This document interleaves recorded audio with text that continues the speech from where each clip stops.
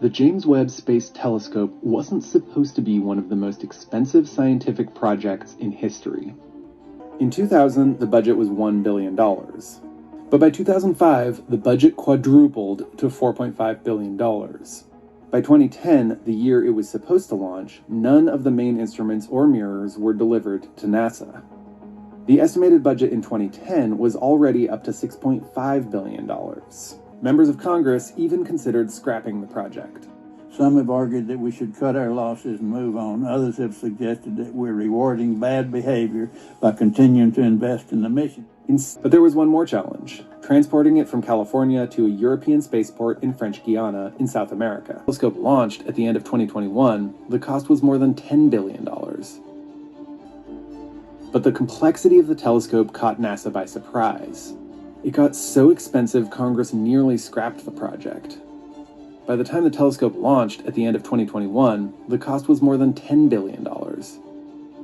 So why did NASA spend so much public money on the project, and why has it taken so long? Decollage liftoff from a tropical rainforest to the edge of time itself. The answers lie in the origins of the stars. James Webb begins a voyage back to the birth of the universe. On December 25th, 2021, the James Webb blasted into deep space orbit. The destination, a point in space called Lagrange Point 2, 1 million miles from Earth. That's further than any astronaut has traveled, and it's also the perfect spot to investigate the birth of the universe. Light from the first stars began to travel outwards soon after the Big Bang, and that light cooled from visible light to infrared light over billions of years. That's why the James Webb was designed to collect light in the infrared spectrum. The James Webb Space Telescope is designed to look at our entire history, from the first objects that grew after the Big Bang to things right here in the solar system that formed along with the Earth. The Webb is massive, so it was folded up in order to fit atop the Ariane 5 rocket before launch, and then unfolded in space after it's separated. NASA's scientists dubbed the million-mile trip 30 Days of Terror, because everything had to go right with no less than 344 possible points of failure. One tiny flaw, and the Webb could have ended up a piece of space junk. This is one of those things where if you're spending the public's money, you're not going to take a chance of, well, why don't you push a button and see if it's okay? The mission was a success, but 20 years ago, no one ever imagined it would take so long or cost so much to get it to the launch pad. Part of the struggle has been a need for perfection. We just have to build it and test it and build it and test it and build it and test it and just until we're satisfied. NASA couldn't afford to repeat the mistakes made on the Webb's predecessor, the Hubble telescope. After its launch in 1990, the first images came back blurry. Conclusion we've come to from that is that there's a significant spherical aberration appears to be present in the optics. So astronauts had to fix Hubble's mirror while it was in space. NASA had already spent $2 billion on Hubble at that point. The repair cost $86 million versus just $2 million had NASA caught it while the Hubble was still on Earth. That taught NASA an expensive lesson. So with Webb, they had to get everything right the first time. Because it's just so complicated and it's so huge. And so that was the part that I think scared all of us the most, and we gave it an awful lot of attention. By 2010, the year it was supposed to launch, none of the main instruments or mirrors were delivered to NASA. The estimated budget in 2010 was already up to $6.5 billion.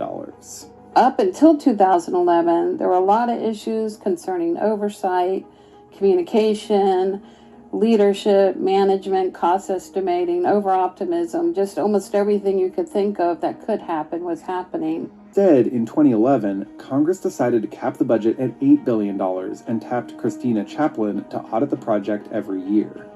But nothing could really stop prices from rising, because nearly every part of the telescope had to be invented along the way. Especially toward the end, they thought, hey, the contractor workforce can decrease, and we'll have money to pay for other things that we need to pay. But the workforce stayed high because they had so many technical issues that they were dealing with.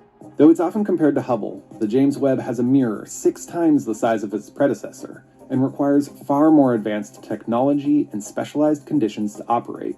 It's bigger and needs some of the coldest temperatures in the known universe. those two things together meant this was going to be a really, really hard problem. And some of us thought it was really insane at the beginning, honestly. But yeah, very tough, very tough. Those two conspired to make a really hard problem. And the Webb needs extreme cold for its infrared cameras to operate. Negative 388 degrees Fahrenheit cold, to be precise. To protect these sensitive instruments from the heat of the sun, NASA built a 5-layer tennis court-sized sun shield. Think of the most advanced and complicated beach umbrella you can imagine. It can withstand extreme temperature swings and even small meteoroids that might pierce the thin membrane. The temperatures we operate the cold side of Webb at are way beyond anybody's ordinary everyday experience, and materials just get really weird at those temperatures. It's a hard engineering problem. But even that isn't cold enough for one of the cameras, which needs something called a cryocooler to bring the temperature down to negative 447 degrees. NASA spent more than a decade and $150 million developing the cooler. It was only supposed to cost $22 million. In 2018, Congress had to raise the spending limit set in 2011. By the time the telescope was ready for launch in 2021, it had already cost $8.8 billion, making it one of the most expensive scientific projects in history. But there was one more challenge: transporting it from California to a European spaceport in French Guiana in South America. Details had to be kept secret because the valuable cargo would make a lucrative target for pirates. It traveled 16 days from California through the Panama Canal to the launch site. The European Space Agency paid for and oversaw the launch, as well as building 2 of Webb's instruments. Together, the European and Canadian space agencies contributed another $1 billion beyond NASA's $8.8 billion. And that brings us close to our $10 billion total. But all of this just gets us to the moment when the James Webb begins to do science. Some hope to learn more about the origins of the universe, while others, like Heidi Hammel, expect to point it at our own solar system to learn more about some of Earth's closest neighbors. We haven't had a mission to Uranus and Neptune, and we have developed very sophisticated space and ground-based telescopes, but none of them have the sensitivity that the James Webb Space Telescope will have. NASA built a telescope to run for 10 years, but extra fuel left over from a near-perfect launch is likely to double its lifespan. NASA will spend over $850 million to run the Webb for the next 5 years. The extra life it may have would, of course, require more money. At the beginning, it was just me and one project manager and a few people that we talked to, and it's grown to having needed 10,000 people. Go Webb!